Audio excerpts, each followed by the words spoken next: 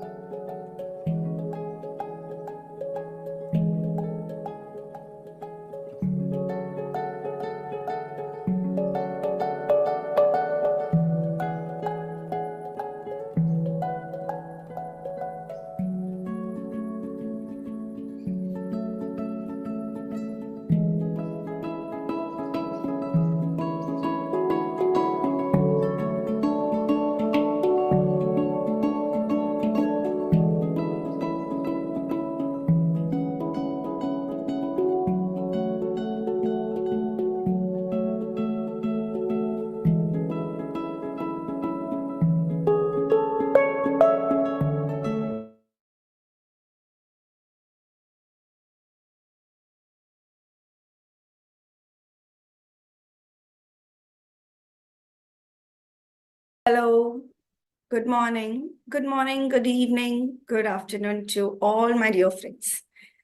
Welcome you all to My Time Infinity. Today is day 12. We have successfully completed 11 days of My Time, organized by IFSS and PSSM Global. We have been hearing very good experiences about this sessions and very good feedback.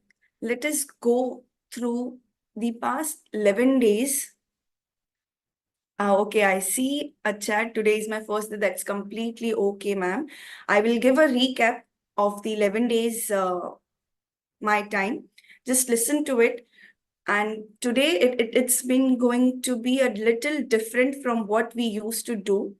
So just be open and listen and experience things. Okay. So let me just go through the 11 days. First of all, I would like to introduce myself. I'm Jenny and I am joining from Chennai, India. Okay, so congratulations to all of you to complete these 11 days very good, very successfully. Let's go through this. First day, we covered the science of observation, like how observation, just by observing things, we can see it much better, much clearer, and we can have a we definitely know that there are too many perspectives on a given situation, right? But by observing things, we can see it through every perspective. We got to know that. Second day, we talked about science of meditation, like how meditation can help us in every aspect of life, like literally in every aspect of life. Just by doing this breath meditation, we can heal ourselves, we can heal the health issues, we can enhance our emotional intelligence, many much more, right? I could just go on.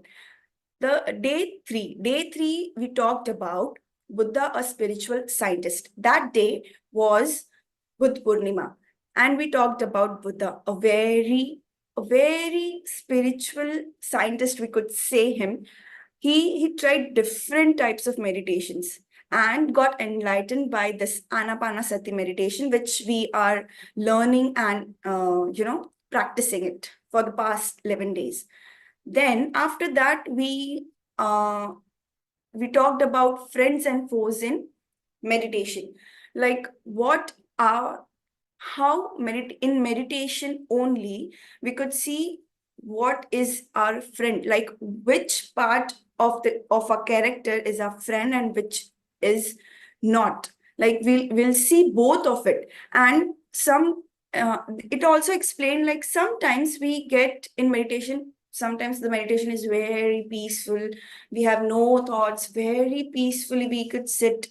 But sometimes it is like too much of thoughts. Even whoever is meditation doing meditation from past 2 decades, they also get this things. Sometimes it is peaceful, sometimes it is too much of thoughts. So both the things happens. We just need to see it as it is. That's what we learn in meditation, to observe the things. We practice observation in meditation. Then after that, we talked about presence. Or by observing, we be in the present moment. Now is the present moment. And and and we can feel joy through it. Being in a present moment gives us joy. Being in the present moment, we are not affected by the things that are happening outside. That's we learned. Then after that, we learned the churning of the mind, Sagar Manthan, and learned about subconscious mind. Sagar Manthan. How, like, by the story, it is said that like ancient days, people used to teach people by telling stories. So this Sagar Manthan was like one story to teach people how this churning of mind goes. After that, we talked about holistic doctors and spiritual doctors for healthy world, like how we actually don't need medicines, and we can live a holistic life by doing meditation. After that, we learned about energy and chakras by Partha sir, how he like practically teached us how to just by breath we can go through each chakras, and we can feel the energy point within each chakras. After that, there was spiritual intelligence for our evolution, like Rajan sir told about that there is emotional intelligence, IQ, intelligence, emotional quotient, intelligence quotient. There is also spiritual quotient, like how spiritual quotient is above these two, IQ and EQ. Then we talked about importance of book reading. That session, how Srinivas Reddy sir just talk about book reading was, I personally was inspired to read books. I started reading this Healing and Joy by Torquem, inspired by him. Yeah, it was very good session. We learned why we should read books. Book reading is very important to understand different perspective from different masters, so that we can experience it from our perspective. Then yesterday was magic of thinking big. Pari ma'am talked about the how thoughts create reality. And today we are going to have something different from this 11 days program. Today we are going to,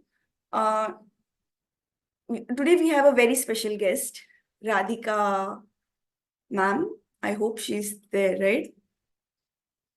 Hi, Radhika ma'am. Hello, how are you?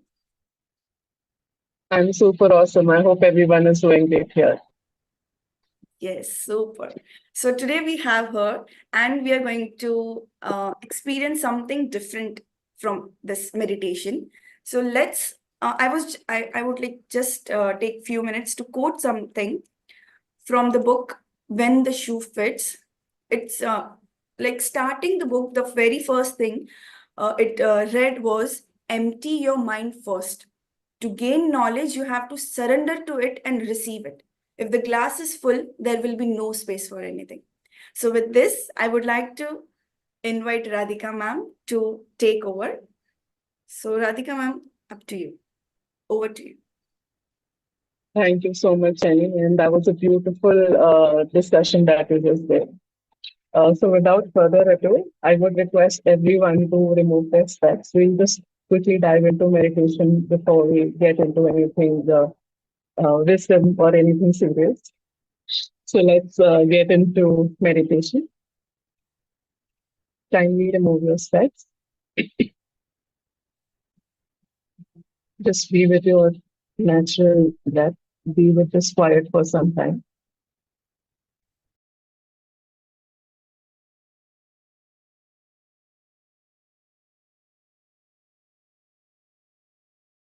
Sit in a very comfortable position.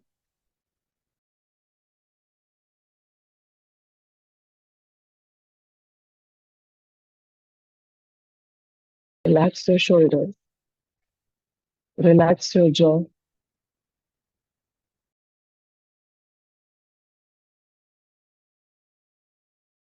Witness any part of your body that is feeling any tightness, any rigidness.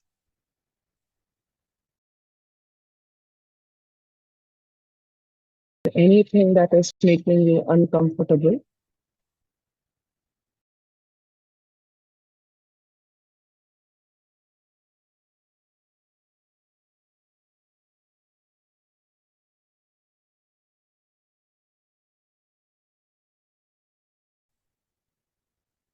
For the next few minutes, we will be in complete silence, connecting with our breath and our heart and all that there is. As above and so below. Be with this quiet for the next 2 minutes. Observe your breath, your gentle breath which is coming in and going down. And so it is.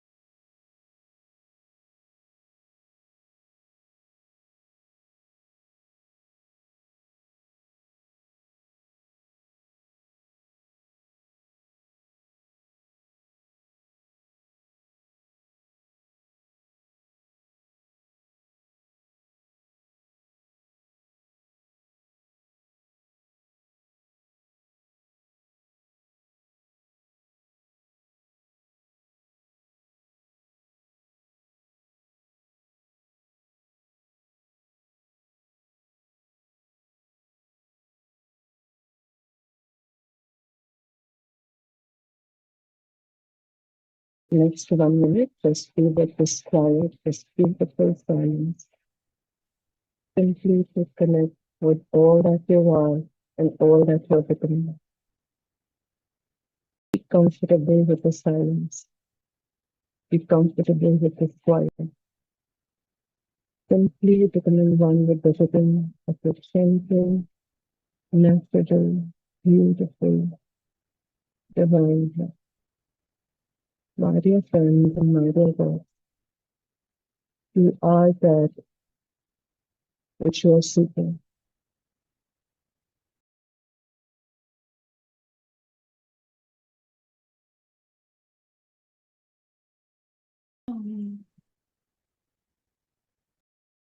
Sorry, Radhika ma'am, to interrupt you. We can't hear you properly.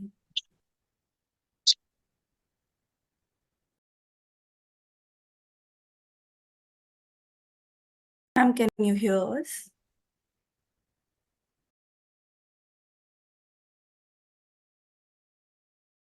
No chatter. Still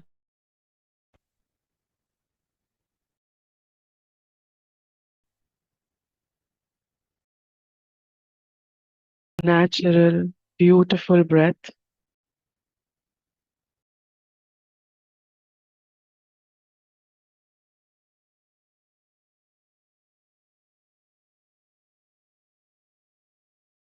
For the next 1 minute, simply be attuned to all that you are and all that there is.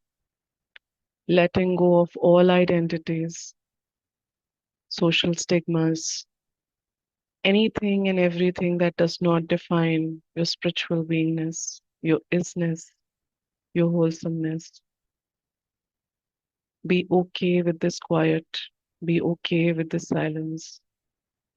Let go of the chatter. Let go of everything and anything that does not serve you on your path. The next 1 more minute, just be comfortable in this silence, this deep silence seated within your womb, within your heart. No thoughts, no chants, no mantras, no opening eyes. Just being one with your gentle, natural, beautiful, divine breath. And so it is.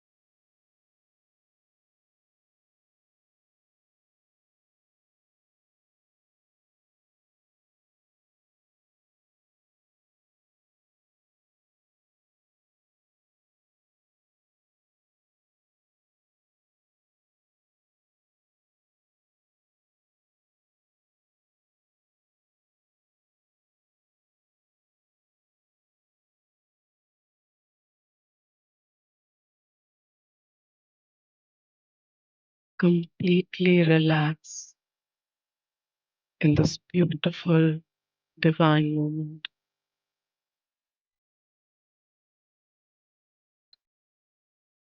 Becoming one with all that you are and all that there is.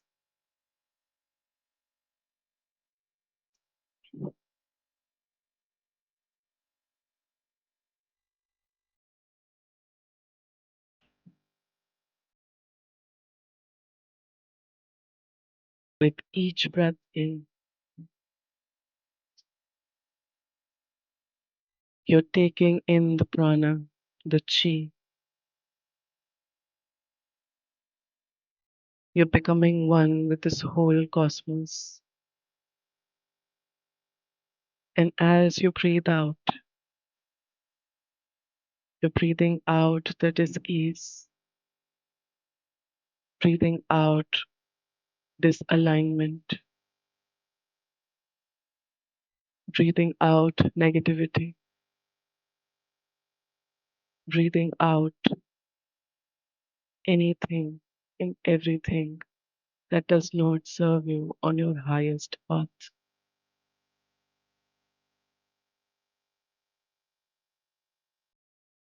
Right now, in this moment, as you go deeper into this meditation, being one with your breath, you're surrounded by a deep, deep golden light radiating from above, from below, from your right and from your left.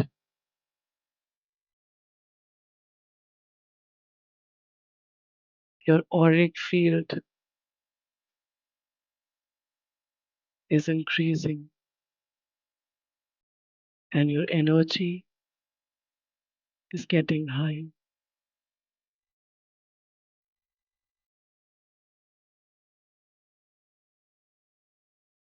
Just be one with your divine breath. No thoughts, no chants, no mantra, and so it is.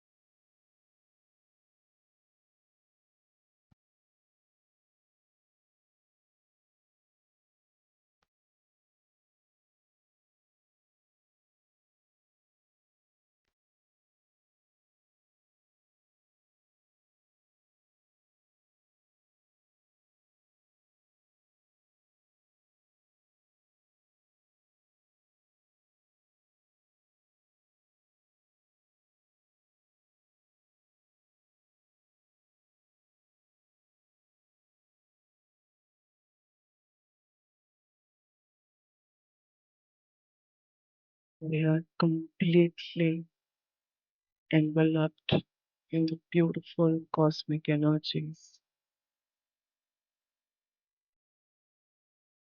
completely one with our breath, one with our beingness, our isness, the universe within and out. And as we continue to go deeper as a conscious group, as this conscious Sangha, the angelic presence, the ascended masters, and many divine energies surround us, holding space for us and meditating along with us.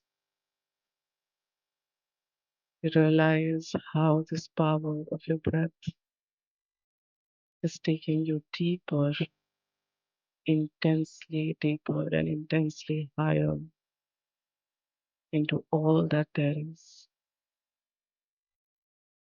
Feel that golden light entering your body from all directions. Feel yourself getting grounded to Mother Earth with each breath in and each breath out. And with each cycle of breath, you're feeling lighter, more connected, and relaxed. Just be with your heart, be with your breath. Let all the thoughts go out of your window as you wouldn't allow dirty shoes or dirty laundry in your bedroom or your meditation room or sacred space. Similarly, do not allow any thought to hamper your mind. Simply be an observer. Observe the thoughts and let go. Observe your breath and go deeper. And so it is.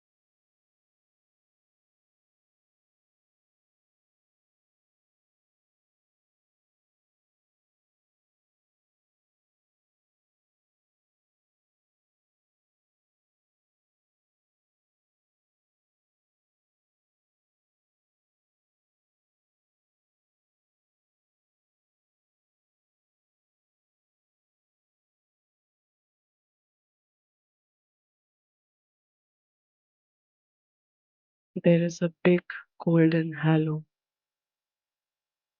over our heads in this moment right now as divine presence embraces, completely enveloping us in their love frequency. A huge pyramid has been installed for this beautiful group to accelerate the growth, to accelerate the journey.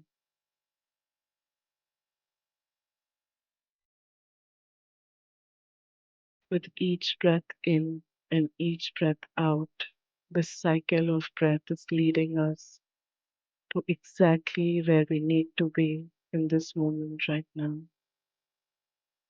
Completely surrender without any thought, without any questions, and without any doubt. When your belief is bigger, every problem becomes a solution.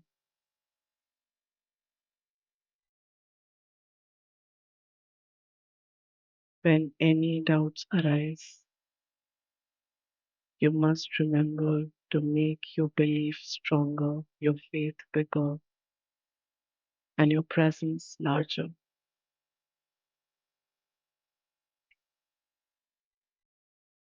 The golden fluid like light is entering from our head, from the place of our soul start chakra, entering into our body like a golden liquid is flowing,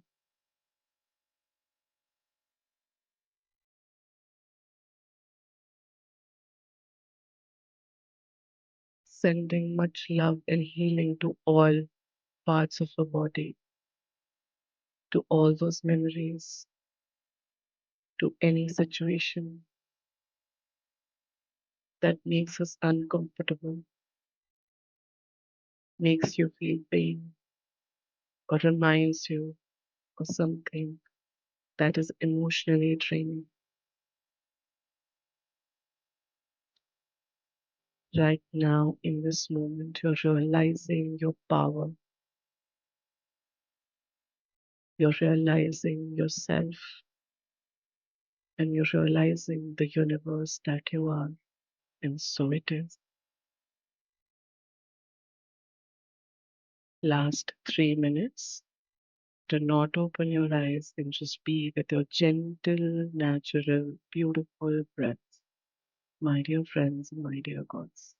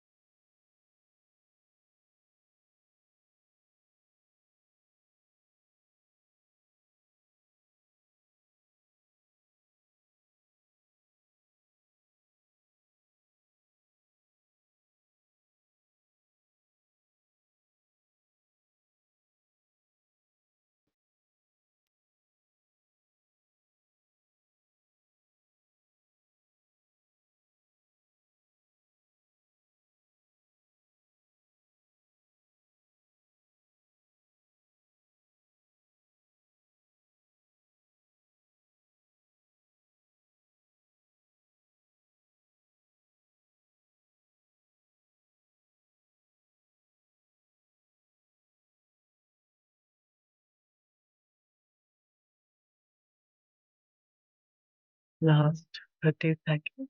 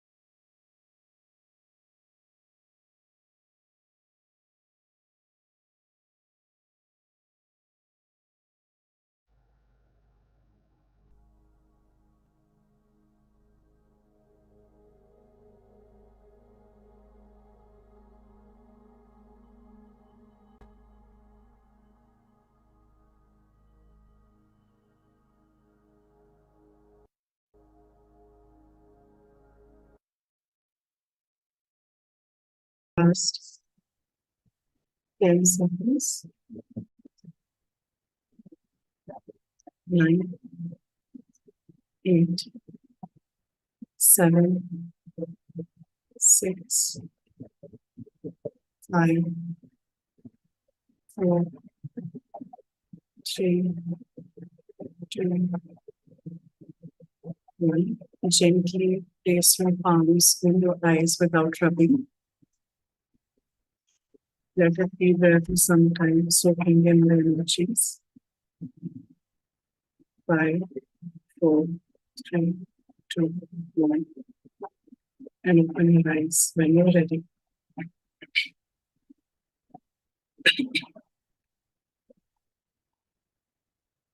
Now, give yourself a big round of applause for being in this beautiful meditation, for being in this together and sailing through this 40 minutes of meditation together.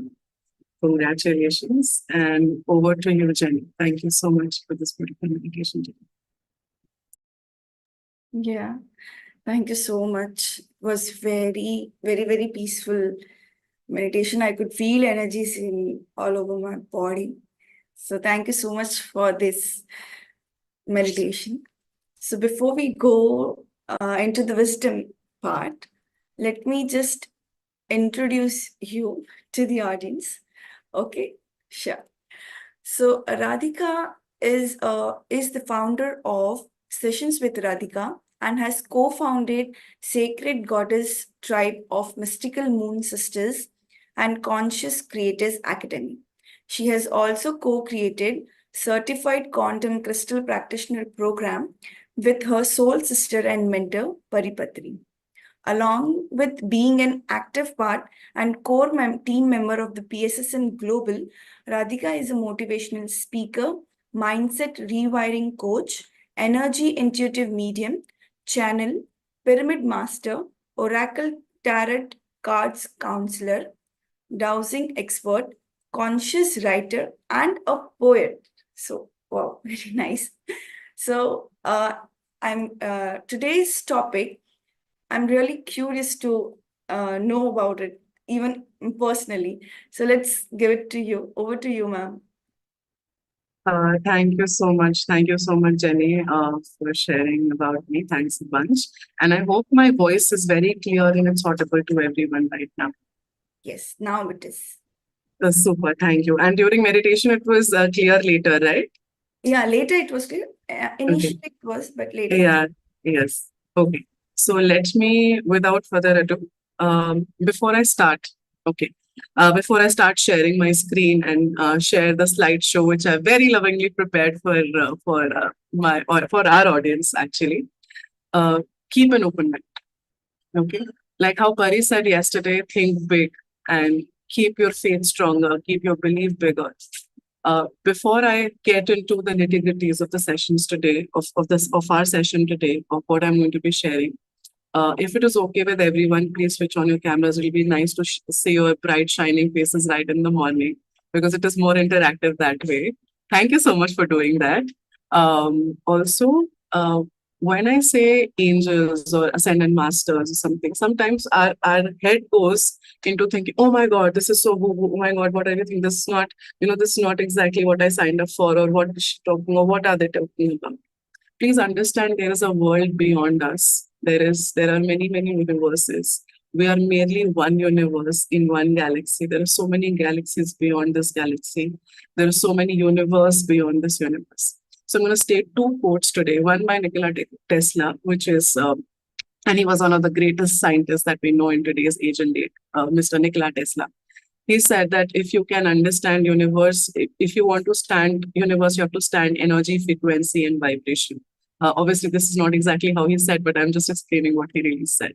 So if you understand energy, if you understand vibration, if you understand frequency, it is exactly what we'll be talking about today, but in a very different context.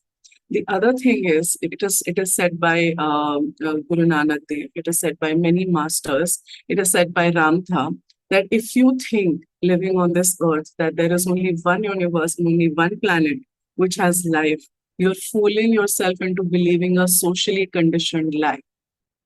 You are being socially conditioned, programmed to think in a certain way. And weirdly, we give into those whims and fancies thinking this is exactly what it is. The idea today is to realize that you are not this body, but you are a spiritual being experiencing this body. Wherein a lot of people say, oh, I'm having a spiritual experience. Oh, I am on a spiritual journey. Oh, I am into a meditative journey. My dear friends and my dear gods, please realize you are a god, you are a meditator, you are a spiritual being. You are experiencing this human form. You are experiencing this human journey. You are experiencing this identity, that job, that marriage, that child, that daughter, son, whatever relationship that you're in. All these social tags, all that you see right now, it is only an apparent reality. Only apparent reality. Apparent reality means which is visible to your naked eyes right now. But there are so many layers to the truth that this universe, that this world has. This universe has so many layers that if we were to peel it, it would be more than an onion. Peeling one layer and something else comes up. Peeling the other layer and something else comes up. So always, always, always have a very open mind and a broader perspective to be in a receiving state of all that is, yet to come to you in this journey that you have, taken on board with this whole conscious group that you're in together. So without further ado, let me share my screen.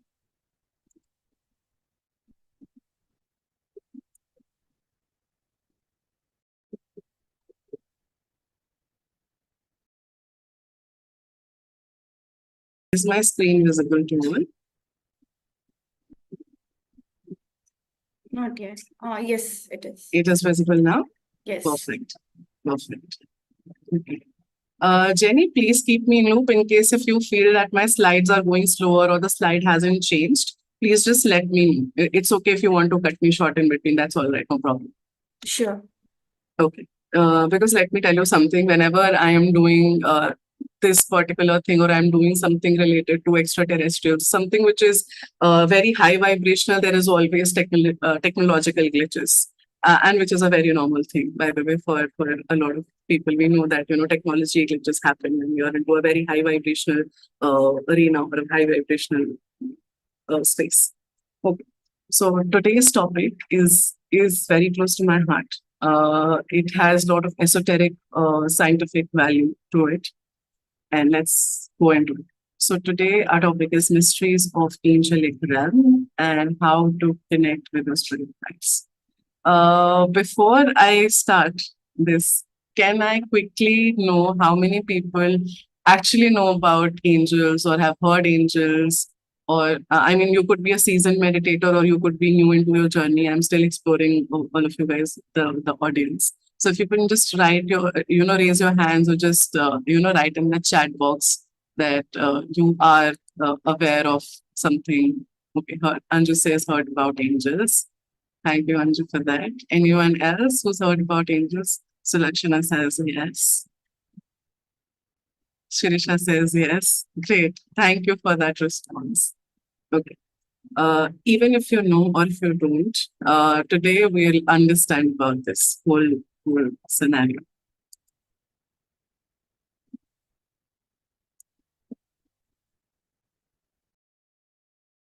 Life is temporary, but you are eternal.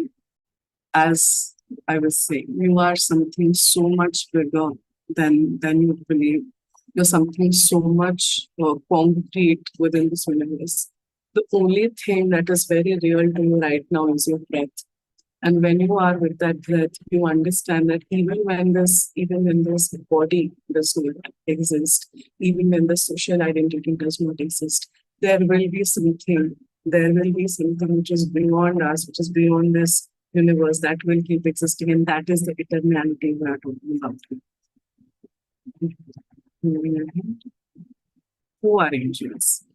So angels are representation of the highest form of energy, close to the supreme or God energy. There is much information on there is much information on angels, but rarely will someone tell you the truth of angels being those that not only travel between our and other world, but they travel across dimensions to keep a close connect with all that there is, especially making sure of a strong connection with our spirit guides, ascended masters, and the angelic realm itself. A lot of times what happens is we are in a habit of boxing up aspects, boxing up things into a perspective. You know, we want to think in a certain way, and we think only that perspective is right. So even with angels, what human did was they started boxing them into situations, into perspective, into thought processes, where they thought, okay, angels look like this, or angels might look like this. Angels are always loving, or this or that, or something like that. Of which one was also a myth that where they would say that angels exist in heaven. If there is a heaven, there are angels, but that is only one part of the truth. That is like programming you that there is a God above you sitting somewhere up in the sky and taking care of everything, which is not true. If we can go back to what Patriji would say always, and he affirmed it very, very, very strongly, that we are the gods that we're seeking outside. And when he said that, he was not saying this to stoke our egos or for us to have that ego, okay, we are God, we can do anything. What he was really trying to tell us is all that image that was stored in our minds since our childhood, that there is a temple, there is or there is a church, or there is a mosque, or there is a certain aspect or perspective of how you want to see that higher God or the higher energy is present in that particular sacred space, be it a temple, church, mosque, gurudwara, or any place of worship that there is. But he made us understand that there is a world beyond that, that energies do not exist in a particular sacred space. It exists within us. How we see the world becomes to see us the similar way. That does not mean that those sacred sites do not hold that energy, or they do not hold that kind of power that there is. It does. But not boxing it up. So angels are beings which travel across dimensions, across universes, across cosmos, across the galaxies, to keep in check everything that is happening right now. So just treat them as your guides, as your friends who are actually traveling from one place to the other to keep in check everything that needs to be balanced in this 3D matrix. Because this 3D is really a circle. It's a loop where you go for a circle, you come back at the same point. And to unloop us from certain realities, they are keeping everything in check moving forward. Angelic hierarchy. So angels are beings which basically were decided to align the human race, which was sent to Earth to ascend its energies from 3D to 5D. There's a story behind this, which is basically a conspiracy theory, but many believe it to be true, that Earth was Earth was known as Tara, or the soul Tara. and it fell down from 3D to 5D. And this is nothing physical happening. It did not like, it was here and started falling physically and it fell somewhere. In its conceptualization of spirituality, in its energy, in its vibration, it fell down from 5D to 3D because of certain forces.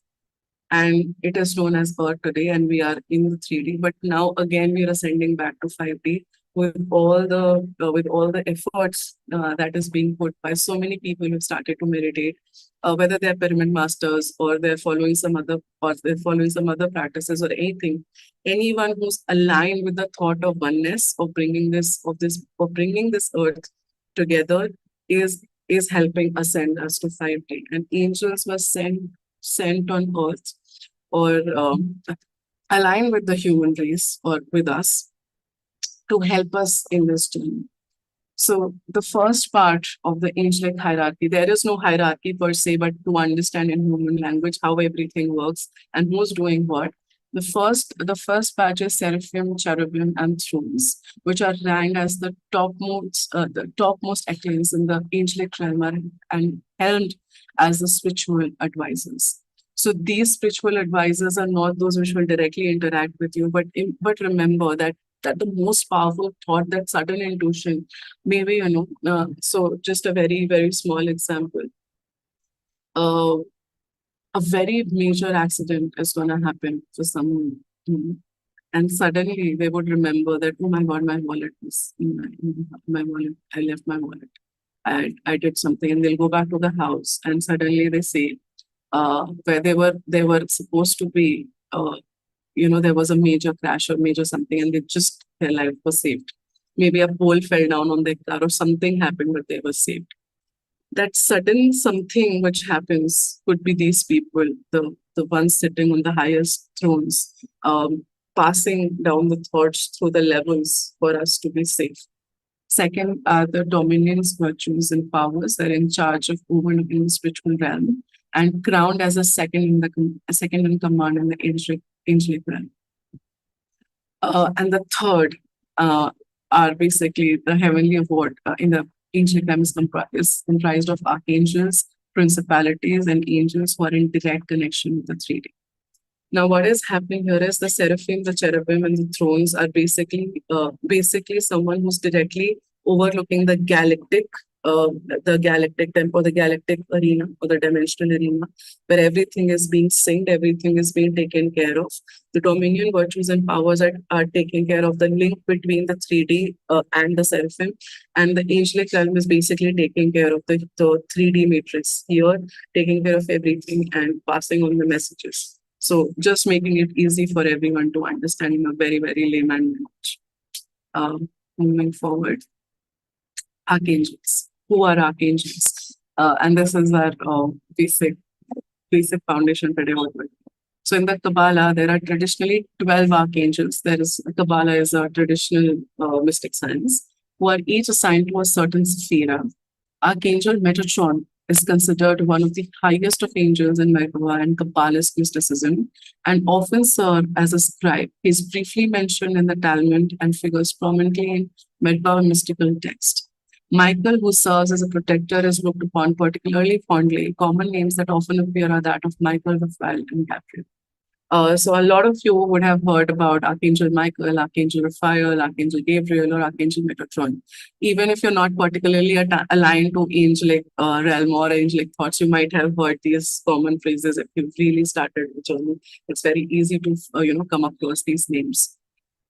So Archangel Metatron is said to be the soul star or the supreme energy that takes care of everything that is happening. The most cosmic ideas, the most cosmic alignments that happens in this 3D is taken care of by Archangel Metatron, and he's a very, very protective archangel.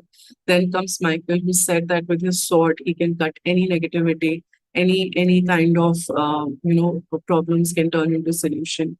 Raphael is known as the doctor of the angelic realm, and Gabriel is the angel of justice, or the announcer who brings justice to everything that there is. Gabriel is sometimes perceived as a she and sometimes perceived as a he.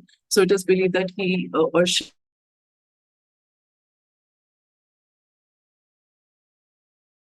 Radhika ma'am, you stop.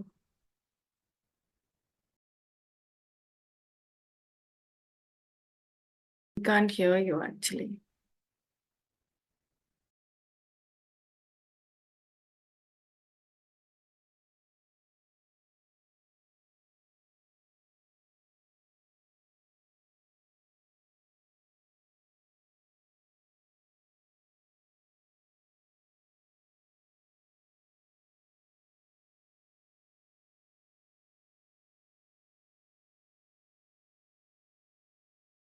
I think there is some technical issues with ma'am. Yeah. Yeah, she dropped off. She'll be back. Yes, she'll be back.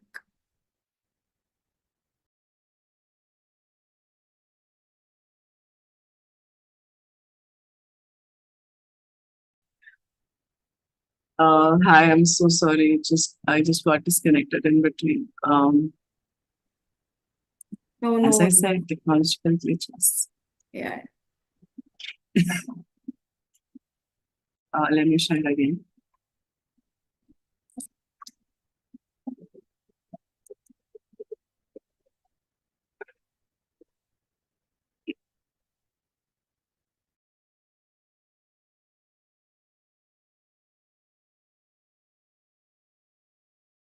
We can see the screen, ma'am.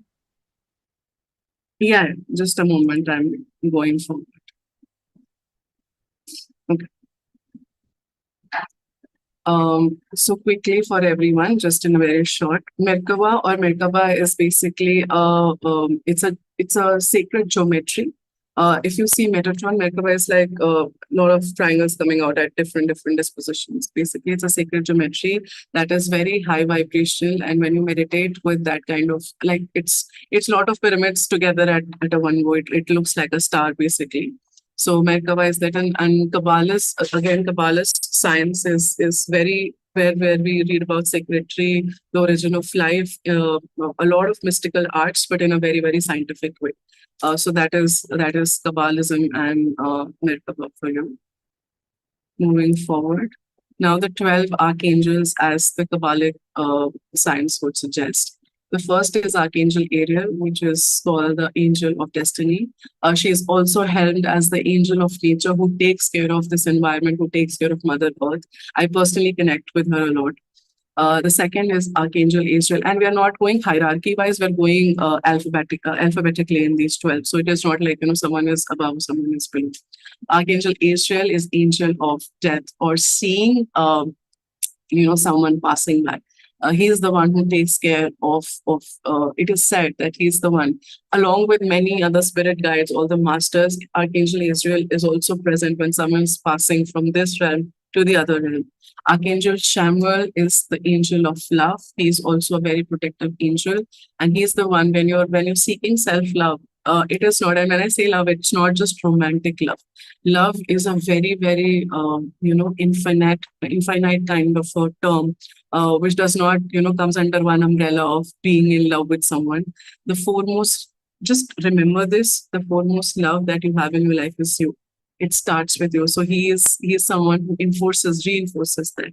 Then comes Archangel Gabriel, as I said. She or he is the messenger, the voice, the announcer. So he's the messenger, and he's also the archangel of justice. Moving forward, Archangel Haniel. Haniel is said to be the glory of God. When there is some victory, when there is, when there's glorious something, it is said that, Haniel is the one who's taking care, who's taking up the whole process forward. Archangel Jophiel is the angel of wisdom. Jophiel is also said to be the angel of beauty. And when I say beauty, it's about everything. When there is clutter in your house, that decluttering, when it comes to not to declutter, I have to declutter. It is Archangel Jophiel sending those subliminal messages. the skincare that you want to do, the self-love that you want to. So Shamuel and Jophiel works a lot together. So Jophiel is someone who will give you those wise thoughts that, you have to declutter, or you have to declutter your mind, declutter your body, declutter your surroundings. So it's the angel of that.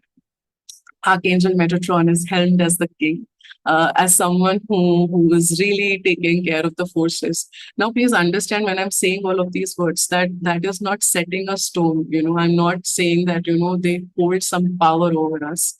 They work with us. We walk with them. We are not walking forward or behind. We walk with them. They walk with us.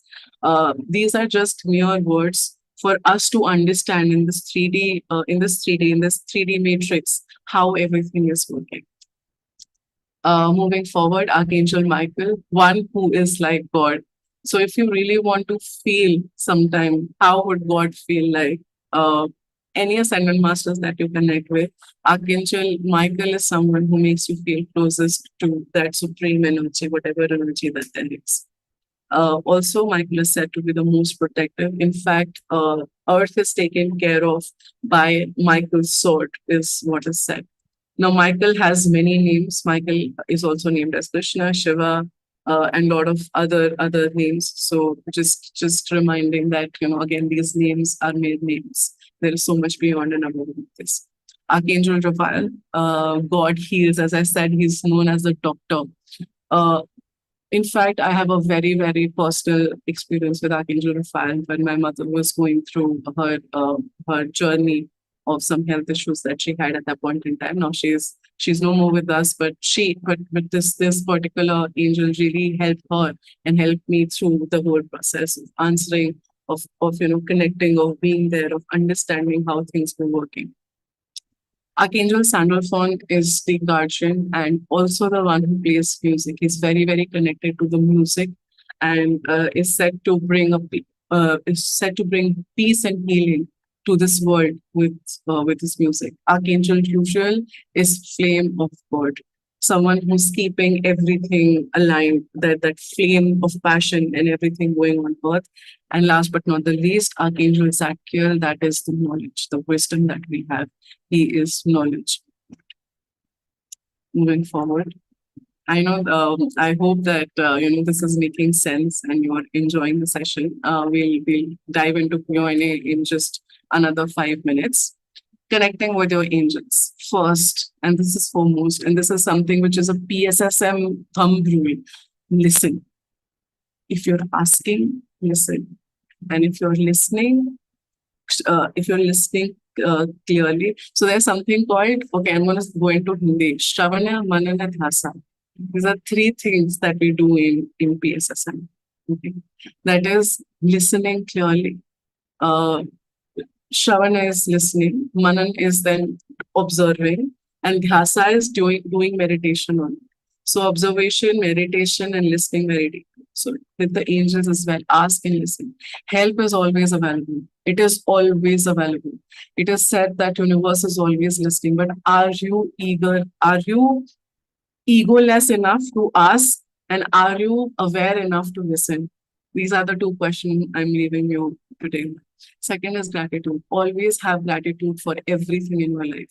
Gratitude is the utmost practice. If you're always asking, and not in a state of gratitude, be in gratitude for the food you have and what do you drink, for everything that there is. Everything, little things in life matter, because you never know what the other person might be going through. So just being in a state of gratitude. Faith and trust, as Pari, yesterday spoke about how belief is a big energy, like, how to believe, how to trust, how to think big. So this is faith and trust. When you think big, your faith becomes stronger, your trust even stronger, and that leads to wherever we are today. In fact, the whole earth is working on belief energy. If there is no belief, the earth would not exist. Just sometimes try to think. You have a heart pumping, you have lungs working, you have intestine, kidneys, you have bones, you have eyes, you have mouth, and everything is working in perfect sync. How? What is making this work? Is it food? Is it the water? What is it? It is that cosmic energy. Food and water is very, very 3D thing. It's a very 3D thing. There is something beyond that material, that something that you can touch, see, feel, eat, see, smell. There's something beyond which is making your work. And that is where the faith and trust comes in.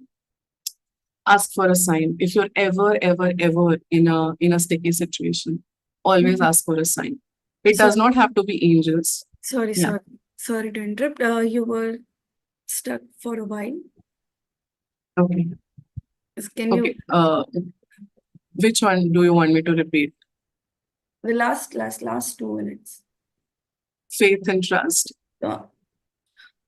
Yeah, you can start from there. Okay. My bad. A lot of challenges since morning, but I'm loving it. A lot of gratitude for that also. But anyway, what I was really trying to say is when your faith and trust is when in your body there's a heart pumping, there are lung working, there's kidneys working, there's everything working in sync. How is it working? Think about it. There is so much happening outside. The nature is working in its own way. Earth works on belief energy. Earth works on faith and trust. If you do not have faith and trust, nothing really works because there is something that is making this body work. What is it? You would think that is food, that is water, but it is not true. There is a cosmic energy. There is lot of cosmic energy that is present, which is making do a lot of things. Okay. And then last but not the least, ask for a sign. And when I say ask for a sign, it is not just angels. Okay. This is a very general thing. Ask for a sign. You can talk to the universe. You can ask for a sign from your own self. You are the biggest cheerleader. You're the biggest angel existing or not. Ask for a sign. If something is not working, if you're stuck in a situation, ask for a sign and it happens. When you ask with all your heart, when your intention is right, things happen. And that is the real truth. Moving forward. Calling upon the angelic realm. Calling upon it, it's very easy. Simply before you sit into meditation, just call upon even if you do not remember the names, even if you do not know anything about that, just call upon wings of protection. And it really, really, you feel that love. Meditation is one key foundation which opens a whole plethora of universe. We are very lucky to be meditators. No one is as powerful as a meditator. When you start meditating, and I'm not saying it with a pinch of salt, or I'm not saying that I'm egoistic when I'm saying this. I'm just very happy and I feel blessed to be in this community. I feel blessed that I got to know meditation at the right time. And obviously, there is for everyone, it is their right time. When my time was right, I got into meditation. So when you meditate, all of this opens up for you. Otherwise, nothing. I mean, you could just be speaking, Hakin. I mean, a lot of people talk about angels and they're not meditating, and I do not connect with it. Because to be really, truly connected to the higher energies, you have to be very stable here. You have to be very stable here. And you have to be very stable in your whole being that you are. So it's very easy, if you think that, you have to be a very great master, some big sun to call upon energies, it is not true. And that is what Patriji also stood by. If you can meditate with your full heart, with your strongest intention, you are able to connect to the whole cosmos. It is available. So it's very easy to connect to angelic realm. Moving forward, working with archangels. How do you work with archangels? So how do angels help? So we are all in it. We are, all eternal in our wholeness, and that we believe we are experiencing spirituality in this human form, which is the biggest lie that we tell ourselves. As I started this whole session with this one thing, we are spiritual beings, the eternal, experiencing this human form to accelerate our soul lessons.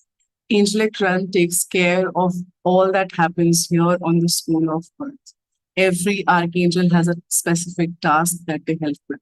That list that we had that I showed, so every archangel is working with that. If you're really interested in working with archangels, as you would work with an ascendant masters, or you would just work with yourself, it is simply that. So please understand, this is just an information. You can use it as you want to. You can take it as you want to. I'm merely, giving this information to you, merely sharing experiential basis. And how to ask for help. Clarity is gold. When you're clear in your head and when you're clear in your heart, you can ask for help from yourself or from anyone else. So while they always know, while the angelic realm, while they send in masters, the universe always know what is happening in our lives. It is advisable to be clear and be out there with how you want them to help. You have to say, you have to speak it out to the universe in your heart or out loud. For example, Archangel Raphael is the angel of healing, or also known as the hand or as the hand of God who heals. So in time of any health crisis, you can call upon Archangel Raphael and their team of angelic healing, and you have to tell them what you want, what you want help in any issue. Like for example, I might be having a big headache and I'm meditating and nothing and meditating, but I'm not able to meditate because there is a big, huge headache. Help is always available. That's what meditation does to you. So you simply call upon the universe, you simply call upon Archangel Raphael and you tell them, okay, I want to meditate. You have to help me through this. You have to help me with this headache. And you go ahead and you do it. And it really does happen. When you have that intention, when you have that faith, it does happen.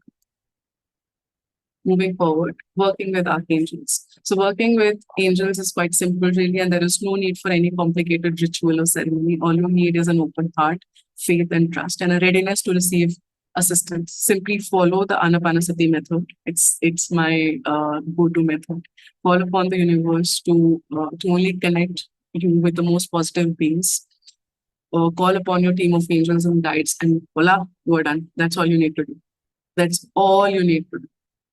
Your faith, your trust, clarity, and falling upon your guides, falling upon that angelic realm before you start meditating, not while meditating. When you're meditating, you're simply meditating.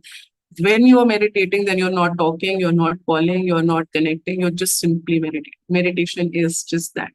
You do everything before or after it. Few minutes before, a few minutes after. Nothing during meditation, because that time you are one with the earth frequency. When you're meditating, you are one with the frequency of earth. You're one with the theta wavelength. Tools to connect with angels. First is grounding and meditation. How to do grounding? Very easy method is to start walking bare feet on a ground where there is grass, where there is mud. When you're connecting with the earth. That is one very, very beautiful method to ground yourself. The second is meditation. Of course, we all know how to meditate. Then tools is essential oils. Essential oils is something that is the essence of flowers, the most intense fractionated part of which is done through cold press method or any pressing method. So the oils that connect you with the angelic realm is frankincense, rose, jasmine, and lavender. These are the most favorites. The crystals are amethyst, celestite, clear quartz, and moldavite. And of course, pyramid energy. Pyramid can connect you with anything and everything. And as I speak about these tools, you don't have to have them physically. You can always visualize we are powerful beings. We can create our own reality is what I want to say.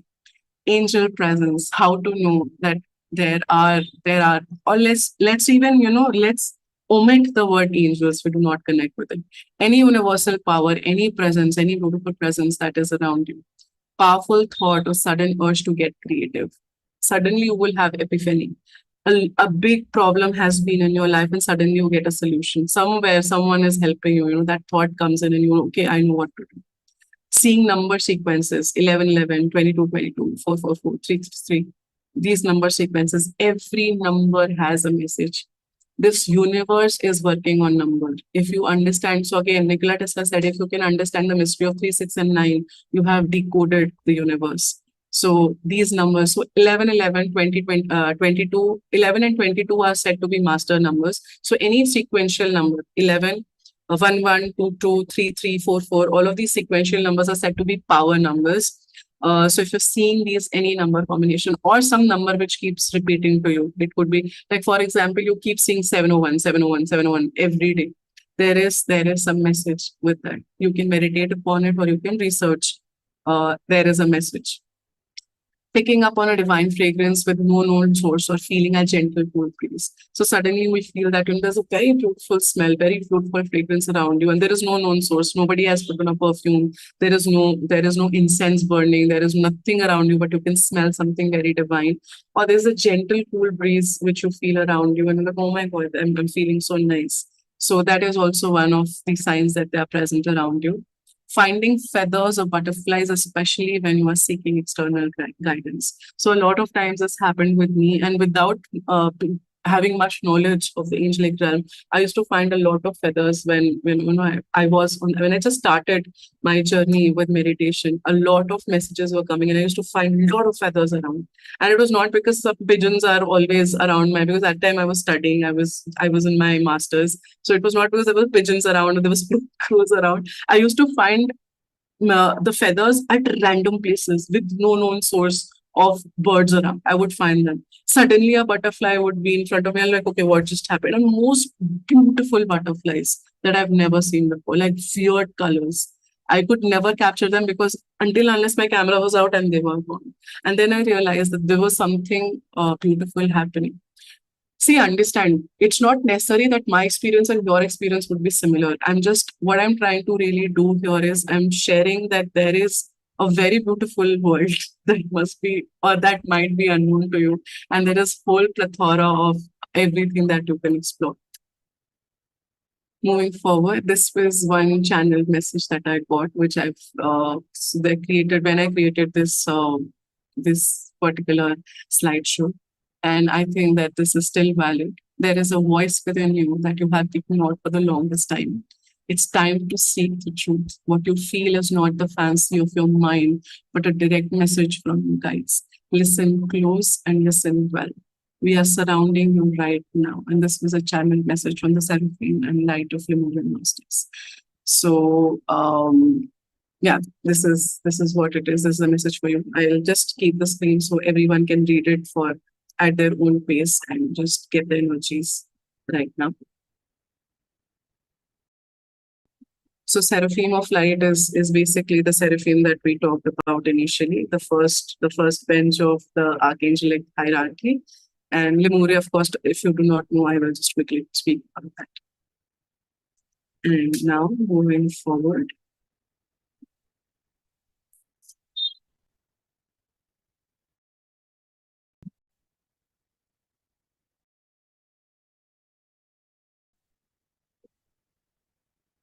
Okay, so that's the end of the slide. My last slide is not coming, which is just basically thank you. So I'll stop sharing.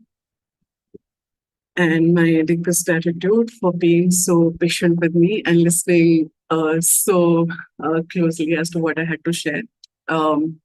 Lemuria is basically a hidden world within our world, which is said that Mount Shasta, which is in California, is said to be the opening or a portal between two worlds where we can enter the Lemuria or similarly how Mount Kailash is said to be the portal to Shambhala. So, I mean, again, it is all on belief, on how you believe in it. I know that this is something very out of the box, something that you might not even have visualized that, it will come to you in your face today. But I was very positive that I wanted to share about the angelic realm. And as I end this session, please know there is no set stone or there is no set rule. Because I shared something, you don't have to start believing in it. Be a spiritual scientist, experiment until your last breath. That is what we're here to do. Do not believe in something because Radhika said it. Do not believe in something because Patriji said. And I'm only repeating what Patriji said, what my best friend told me. Never believe on me. We were sitting, it was all Delhi mass, we were all kids sitting in front. He'll never believe what I'm saying, guys. He's like, you're my friends, okay? Never believe me, with blind eyes. Always experiment. I might say 1,000 things. It's maybe 500 would work for you, maybe 1,000 will work for you, but always be a always be a spiritual master, always be a spiritual scientist. Always be a spiritual scientist. And that is something I imbibe even today. So you don't have to, believe in me or just like that.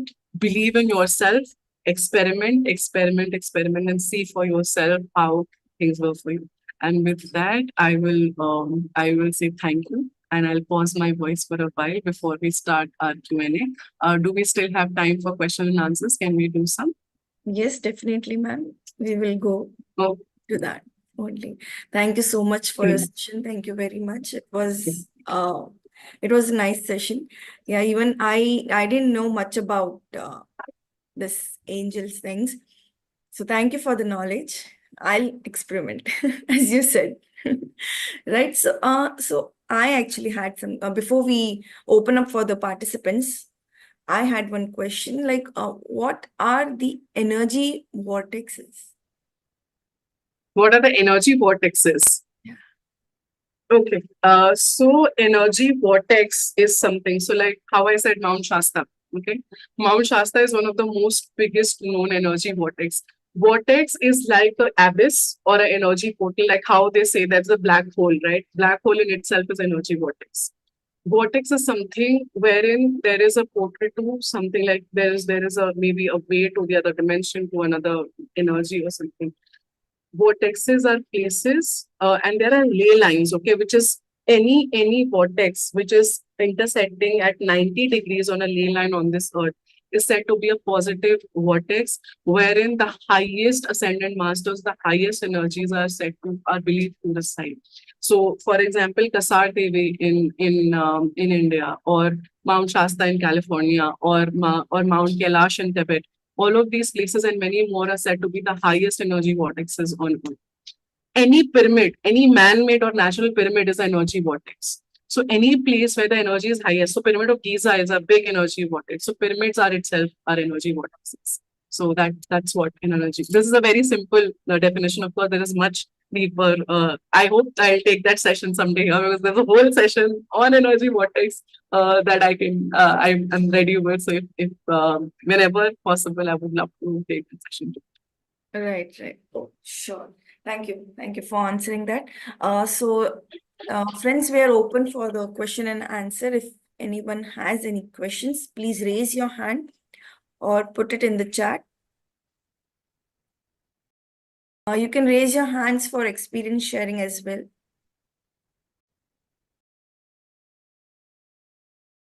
I don't see any questions, I think. Okay, I see a question. By Rajiv Ji. What attracted or initiated you into this Jewish mysticism, Kabbalah? Interesting session. Thank you that you found this interesting.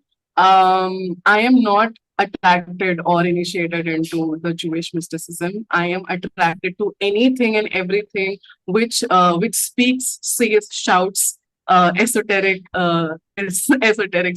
I am a very occult. I'm very attracted to occult in general. And when I say occult, I'm not saying Vada, voodoo, black magic, not all of that. I am very much attracted to energy, universe, cosmos. So everything and anything that comes under that wing that attracts me. Kabbalah and Kabbalah or the Merkaba or anything related to that, or angels and everything. It's just a part of it. It's just that. And I think the foundation for me is meditation, is what I am right now with. It's this. Yes. Thank you, ma'am. We have one more question from Yubil. How do crystals help us? The earth is the biggest known crystal that there is. There are crystals glowing within the earth. Crystals were set on earth way before humans started to exist. Before we started to exist, the crystals were installed on earth so that we could be aligned. Because for us, if you think you belong to earth, that's wrong. I am sure that many of us have this feeling that we do not belong here, that you're still looking for home. Even when you have home where you're very happy, everything is there, but you still long for a home and you do not know what this home is. It is because we have come from different dimensions, different planets to help Earth and to help raise it. It is said that there are 11 matrices like Earth, but Earth is the greatest known matrix. It is the highest school where you learn the most spiritual things. It is the most soul accelerating place, and that is why we're all here. So if you're here and on this journey, it's because you signed up for this, and bravo and claps to us, because it is not easy to be on earth.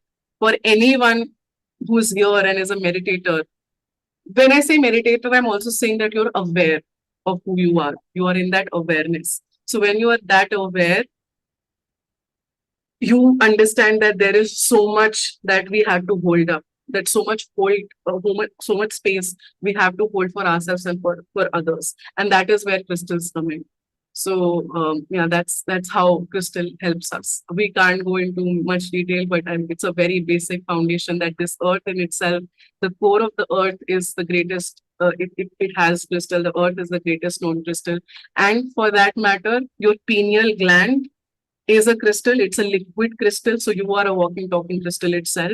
And all the in the nervous system, there are thousands and millions of neurons which are said to have crystalline structures within. So crystals are everywhere. This is what crystals are helping us in a lot of ways. It is holding space for us and holding space for us. Preeti Visht also has asked question, and then we'll go to Lataji.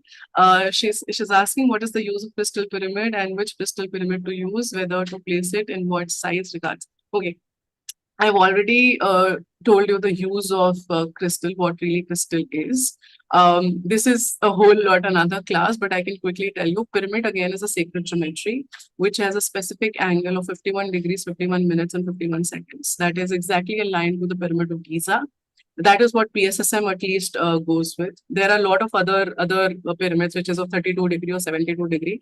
72 degree is called the Russian pyramid. Again, it is a very, very high centric energy. But the dimension we work with is 51 degree, 51 minutes, 51 seconds. So the pyramid, any crystal, for example, you take clear quartz and you take the pyramid shape. So pyramid shape in itself is said to be the amplifying energy. Or so if you keep the first experiment, which was done by which was, I'm forgetting his name, Dr. Darbar. So he kept a razor under a pyramid for 15 days or for 1 month, and that razor was sharp enough, and he could use it many, many times. And so many other experiments were done with the pyramids. So pyramid has the specific sacred geometry plus the crystal. So clear quartz is said to be the master healer. So if you have a pyramid shaped crystal of, let's say, quartz, it's going to be a master healer. It is great for meditation. It is great for health benefits. It is great for a lot of things. But other thing is you should know how to cleanse, charge, program your crystal before you get a crystal. So yeah, I think that would be all. And also size, it matters and it does not matter. Everything, imagine this hand. If you can touch it, this is an illusion. If you can touch something, for example, if I can touch this is also an illusion. That you can hold something, it's an illusion. And why I'm saying this, that size does matter and it does not matter. Even if you do not have a particular crystal, you can visualize it and you can utilize it. You are the greatest energy that exists. Everything else is a tool in you. So you have to believe in yourself is what I'm going to say. And that is what I also practice in my own life. And that is, so again, today, whatever I shared, there was no teaching, there was no preaching. I was only sharing my own experiences. And I'm sharing right now as well. And now I hope I answered your question, Preeti. And now moving on to Lataji. Yeah. Can you unshare? Please unmute Lataji.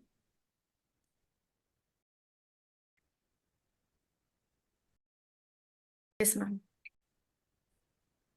Thank you, madam, for this wisdom. Great. It's like a lot of unknown words to understand. Yes. Yeah. So the dimensions 3D, 5D, and realm both are same. No. So there are a lot of dimensions. Okay. So 3D is where we are, where everything is. So you would have seen 3D movies. Okay.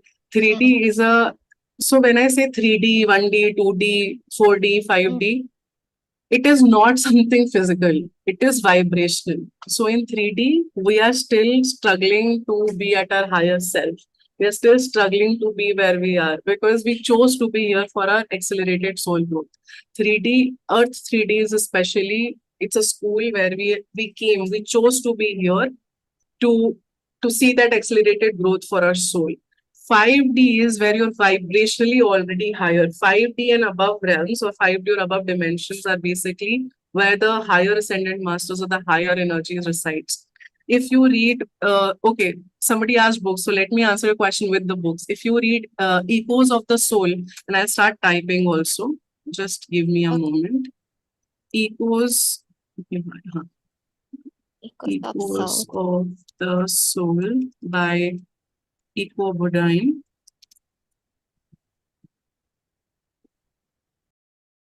This book, she speaks about 7 dimensions. There are 12 which are known. 12th is Lyra. There are even more. This we cover in extraterrestrials, or or the higher dimension, or the stranger among us. Eco Botain talks about seven dimensions, where she says even the 7 dimension people do not know where the God resides. It is said that there are 45 known dimensions till date, and people are still exploring. The spiritual people are still exploring. And if you say, how do you prove it? There is no proof, but there is still proof. It is again, everything works on that faith, that believe in how expanded you are in your mind. When you are meditating and you see your past life, can you prove it? But you've seen your past life and you know you have seen your past life. When you're meditating and you feel nothing, simple, peaceful, you just feel that energy, and you wake up refreshed. Oh my God, I'm recharged. I did not sleep. Do you have a proof? No, but you feel recharged. Even if you did not sleep the whole night, just with 5 minutes of meditation, your whole body regenerates. So a lot of things exist, but it is only for us to experience. When you experience, it comes. Then what about realm? Realms is basically just a term. Realm is just a term. It's a term. Like this is earth realm, there is a spirit realm, there is a crystal realm. It's just a term, that's all. Realm is basically a place. So it's just a synonym of a place. Yeah, in a higher frequency. Yeah. Okay. And one more question, madam. When we born, we have energy and we lost while growing. Then again, we are meditating to get the energy. Is that correct? Yeah, so it is said that when you're born with the highest energy, and until 5 years of age, a child is connected to that God-like energies. That's why when a child is sleeping, it smiles, it cries, and there is no known reason. It is said that they're dreaming about the place that they have come from. And for that, I recommend reading Dr. Robert Schwartz. He is one of the greatest authors that I know, where he's talked about your soul's plan, your soul's gift, and your soul's love. These are the three. This is a trilogy. I'll actually share it with people. I'll share some recommended book names and you can start reading. Understand, these are very heavy reads. One by one, whatever intuitively is coming to you. But it is true that a baby until 5 years of age is very connected to the universe, to the God, to the God's energy. God is again a term in human language. The vocabulary is very short and simple for us. And what happens is after 5 years of age, that what we call sanskaram, or the social identities that starts to seep in through whatever has been taught, whatever has been socially conditioned. And then the child starts to see the world through eyes of the mother or the father or the teacher or the people who surrounds it. And then one day it just goes. And until and unless you become aware of who you truly are, that conditions keep working. So that is why, it is said that being a conscious parent is a greatest gift, because when you become conscious, you heal yourself. Again, I'm jumping into a lot of things, but there's so much information available, so I would share freely. It is said when a woman heals herself, and it goes for the man also. So let me say this: when a woman and a man heals herself or himself, they heal 7 generations before them and 7 generations after them. And it is always said woman, because woman has a physical womb. A woman is a feminine energy said to be the child bearer, or one who gets pregnated. Okay. So that womb energy works best. So when you are healing yourself, and when I say healing, I'm not saying you start jumping into different classes and take healing. I'm simply saying when you start healing, when you start doing inner work, understanding that maybe there was an inner child issue that you were hurt before as a child, or something did not set right for you, but it is okay. Now you have to come up, move forward in life, and take life as it comes. And meditation really, really helps. So that kind of healing, when you start doing that inner work, you heal yourself and you heal 7 generations before you, 7 generations after you. And I can vouch that most of you here are the black sheep or black wolves in the family, who people don't understand. They're like, "Ye kya kar rahe hai? What are they doing? Mad people meditating, not eating non-veg. Oh my God, what are they doing?" Like general people judge. But please know, you are the most wonderful being. We all here are the precious stones, the gemstones, were the stewards of earth, and we have to take responsibility. So I went into a lot of things, but I hope that I answered your question. Yeah. I understand, madam. Thank you. Thank you. Thank you so much. Yes, thank you, ma'am. Yeah, I see one more question. Do you have time? Shall we go with it? Yes. I have enough time. I'm sure that other people should have time. Yes. Yeah, we also do. So, question from Suresh, Mount Kailash, a portal to Shambhala. Please share your details and Okay, experience. so yes, okay. I have my experiences with the Ascended Master Shiv. I do not have personal experiences with Mount Kailash, but I just feel that I'm very attracted to that place. But as the theories and the stories go, if you research, I'm a keen researcher. I read a lot, whether it is books, whether it is, I just want to research. If I like a topic, I will go into and I'll start researching.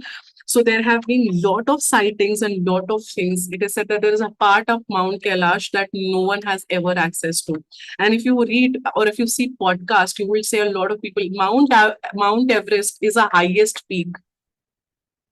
Kailash is not the highest peak, but people have reached Mount Everest, the highest peak, but they've never even able to explore Mount Kailash.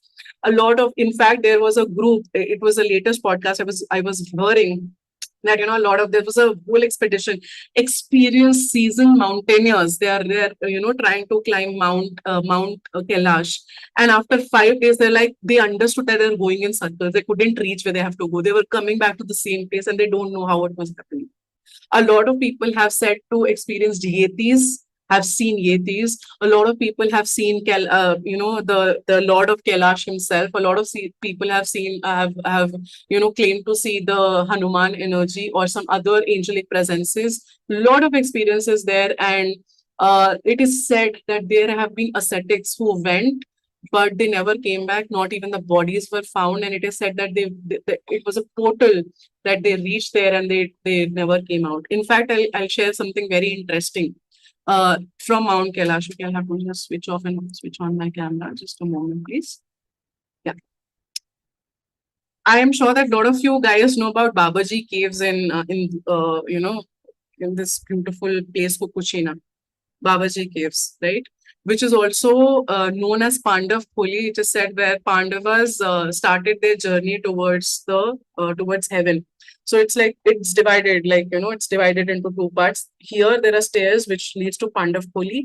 Here the trail goes to Babaji caves. So when you go to Babaji caves and when you reach that cave, when you go inside that cave, there is a huge man-made wall that has been built. And it is said that that wall was built because it's a whole cave. You can go inside. People were able to go inside that cave, but it said that when they went inside that cave, they never came out. They never came out because they had gone to some other portal. Not even skeleton, not a body was found. So people got so scared because people, what they don't understand, they get scared.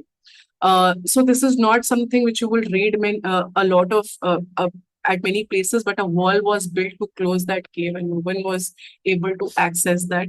In fact, there are secret caves within that arena. If you can go and explore that, there's a very, as you were asking about energy portal. So one energy portal is also that place, Fukushima. It's a very beautiful energy portal, Jenny. Yes. So yeah, I hope I answered your question, Suresh, again. Yeah, I see the emoji. Right. That's it. I don't see any more questions. No more raising hands. Yeah. I think we can call it for the day. We can call it a day. Yeah. Yeah, we can. Okay. Thank you so much, everyone. Before I close the session, I know most of you might not be aware of a lot of things that I've shared today. I request everyone, whoever is new, I know there are a lot of seasoned meditators here, so I am sure that they know what I spoke about, what I talked about. They're already very much into the subject, but people who are new to this subject, people who for the first time they experience the topic that I was, please do not be overwhelmed. Do not think that you are lagging behind or that you haven't achieved or you have to do something extra.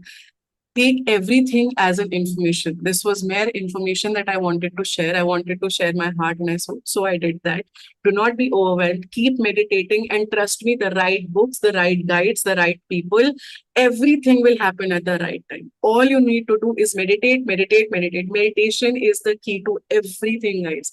5 principles of PSSM before I close. Never, never, never forget that. Sir always said that, and I will speak that. Okay. 5 concepts, but in 2 different ways. So the foundation of PSSM foremost, meditation, that is Ana-Pana-Sati, eating right food, that is the most high vibrational food which goes through photosynthesis, which does not include a beating heart, which does not include hacking, chopping down a beautiful animal.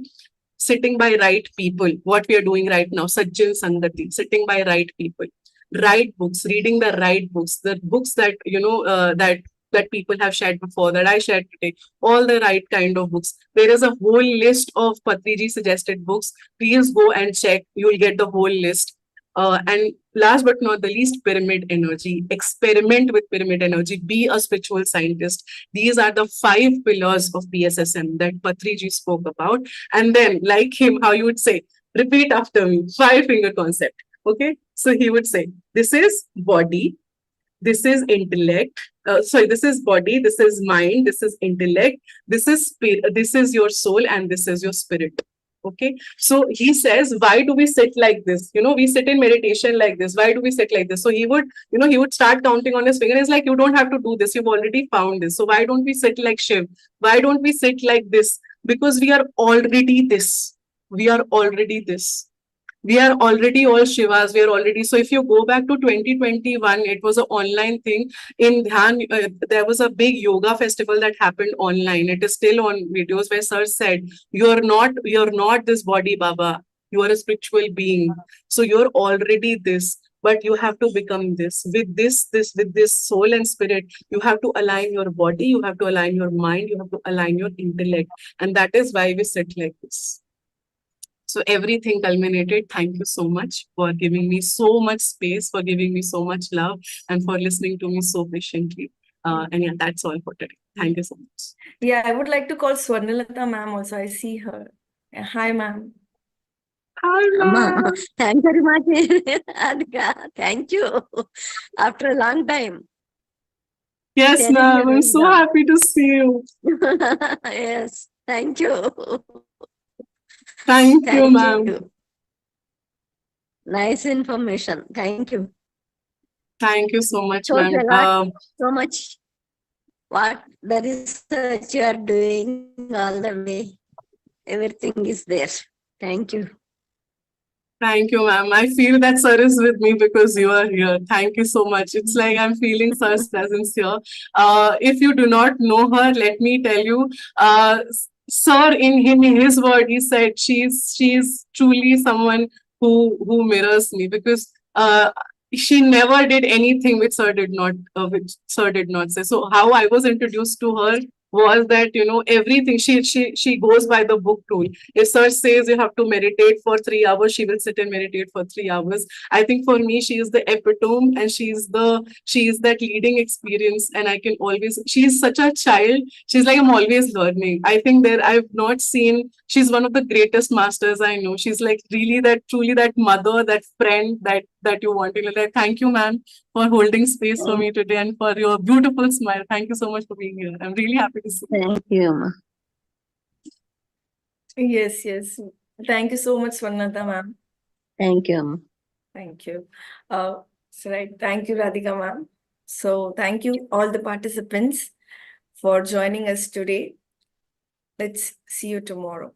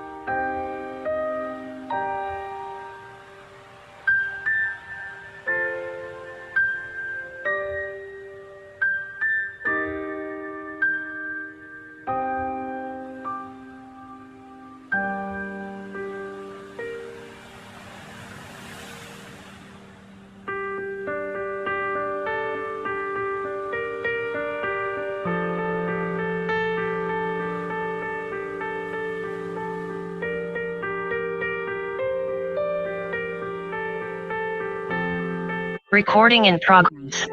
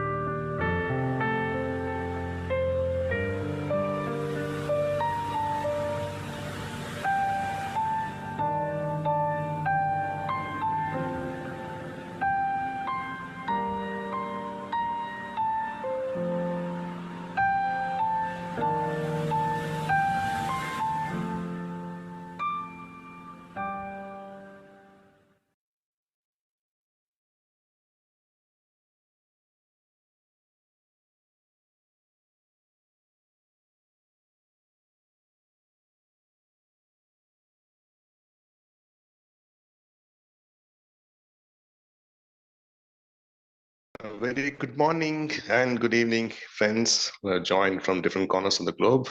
Thank you so much for joining. Welcome to day 8 of My Time Infinity. So wonderful to see a lot of faces on the video, on the cam.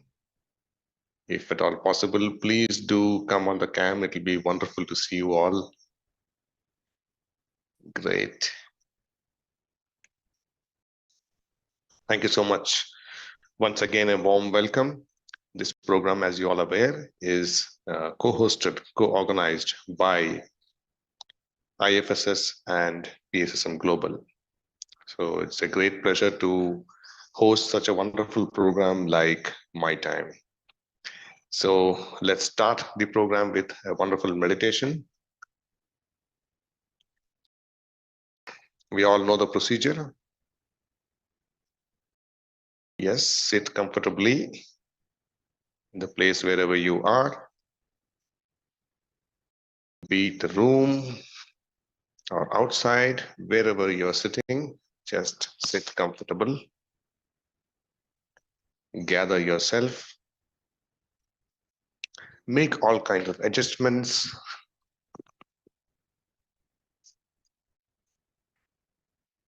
Settle down completely. Look around.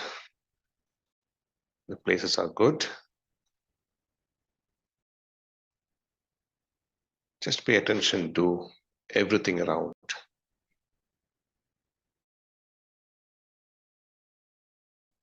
The room, temperature, the sounds that are coming. Maybe pleasant or unpleasant. It's okay. We are here only to meditate.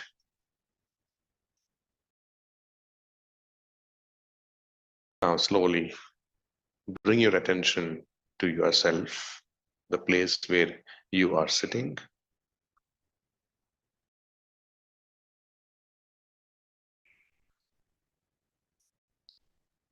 If you're sitting on a chair or a sofa, please cross your feet, left feet on right or right feet on left, whichever way is comfortable to you. If you're sitting on the floor, just sit comfortably like the usual, the way we sit to eat food.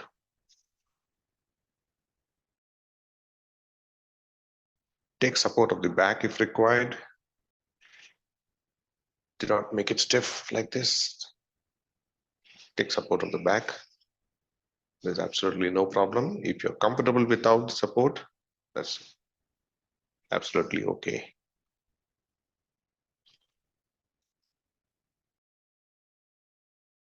If you're wearing spectacles, kindly remove them. We do not need while meditating.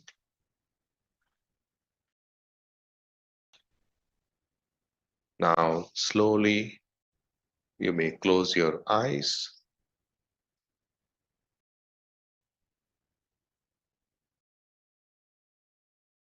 And bring your attention to your body.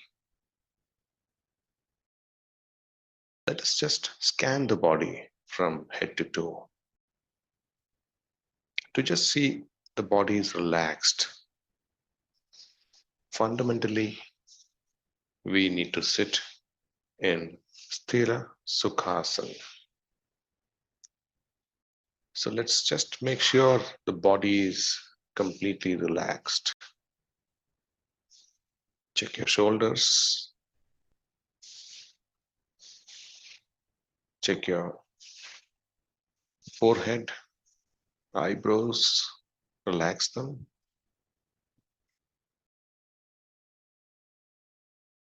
Are you biting your teeth tightly?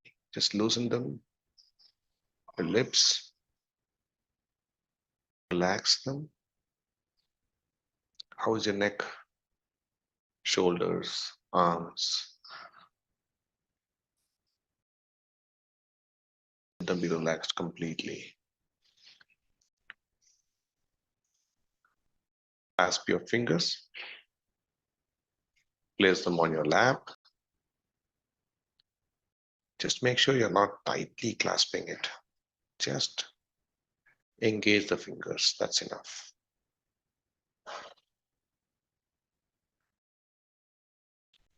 How is your upper back, lower back? Are they relaxed? Take support if needed. Relax your thigh muscles, your calf muscles, ankle and feet. Let this body be kept free. The body is now completely relaxed.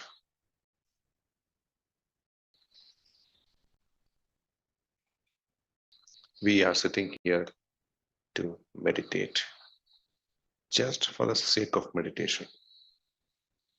Let us not keep any expectations. Let us not run through any affirmations. Let us not engage in any kind of prayer.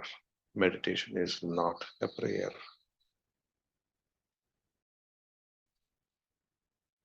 We are just disengaging from everything and being with just ourselves.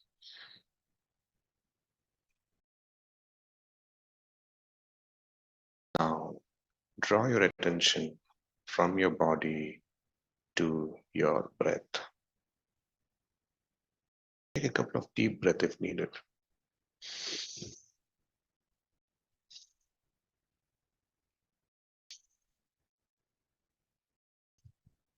This is just to catch hold of your breath. Now, observe your breath.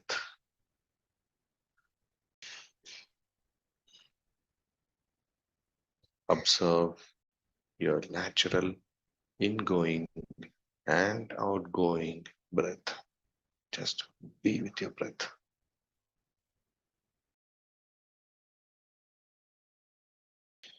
Ana-Pana-Sati Meditation. That's the meditation we are doing today.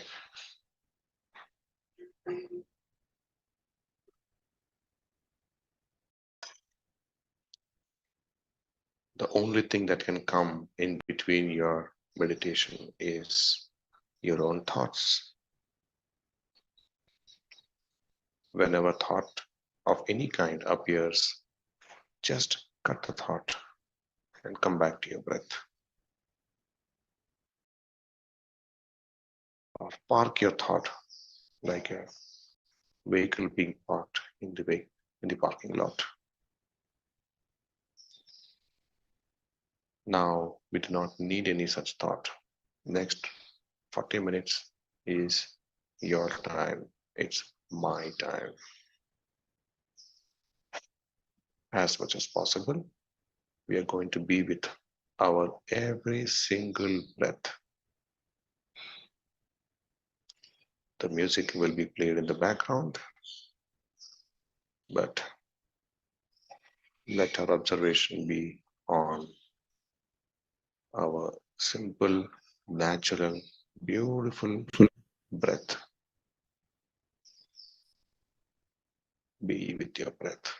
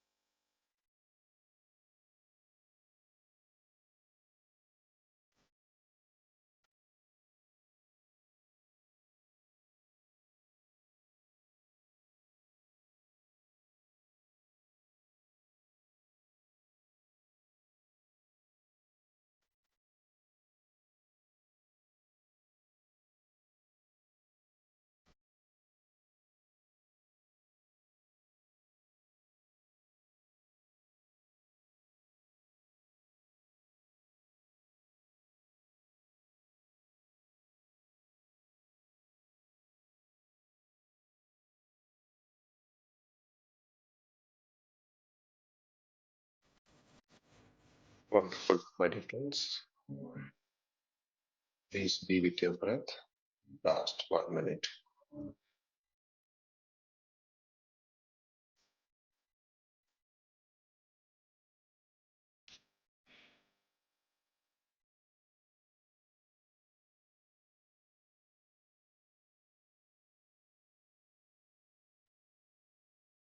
Please do not open your eyes yet. Slowly bring your attention back to your body.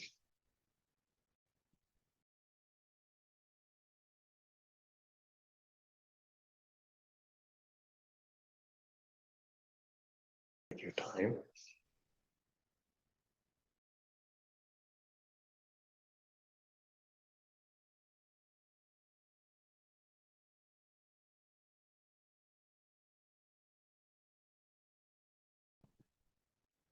Now, at your ease, you may unclasp your fingers and place them on your eyes for 5 seconds. 5, 4, 3, 2, 1, 0. Slowly, at your pace, please, you may now open your eyes and give a big smile to yourself.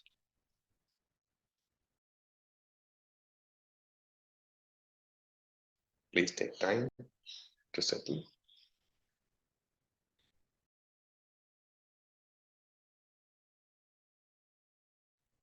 Wonderful. Thank you so much, friends, for joining and meditating together. It's so wonderful to meditate in a group. I also request you all to switch on the camera. Let's all see each other. It's so wonderful to see so many smiling faces on the camera. We also have Partha, our speaker today. Wow. Thank you so much, friends. Thank you very much. It means a lot. Once again, warm welcome to everyone. I'll now pass it on to Sandeep from Australia, who is going to be hosting this session today. Hi, Sandeep. Good morning. Over to you. Hello, sir. Good morning. Good morning, everyone. Welcome to the day 8 of the program. And today's topic is Energy and Chakras, Balancing with Breath Meditation by Partha Gupta, sir. I will give a brief introduction about Partha, sir, for whoever that don't know him. Partha Gupta, sir, is the founder and lead trainer at the School of Breath, an organization focused on teaching the art of conscious breathing and its benefits. Sir has spent the last 15 years working in the corporate world before devoting himself to the study of breath and consciousness under the guidance of a wise mentor from the mountains. For over 11 years, he has been researching, meditating, and documenting insights on the profound impact of breath on one's state of being. Partha Gupta sir's teachings revolve around the idea that breath is communication with life. And by understanding the grammar of breath, one can experience profound states of awareness and well-being. He believes that the breath holds the key to the regaining of the pure, effortless state of being that children naturally possess, allowing one to receive abundance and fulfillment in life. So let's all welcome Partha, sir. Sir, I've taken this intro from few resources. If something is not right, please correct me. And I'm personally interested in today's topic, chakras. It's one of the most talked about topics, but also misunderstood topic, I suppose. There are a lot of differing opinions. So if you can enlighten us about that topic also, that would be great. Over to you, sir. Thanks a lot and welcome again. Thank you, Sandeep. Thank you, Sunil. It's nice to be back with IFSS. Is my voice clear? Yes, sir. Okay. So, yeah, I think we have about 40 minutes or so. And even the drop in the ocean would be, a lot for 40 minutes. So we will nail some points straight away and come to this point of energy and chakras and all that. Anybody who's entering into meditation, yoga, are exposed to books and schools of thoughts. And so chakras are naturally a subject which is read, heard about. Now let's take it a little differently, today, so that perception comes in. Perception is, whenever I say chakra, there must be a certain image inside you. When I say nadi, there must be a certain image inside you.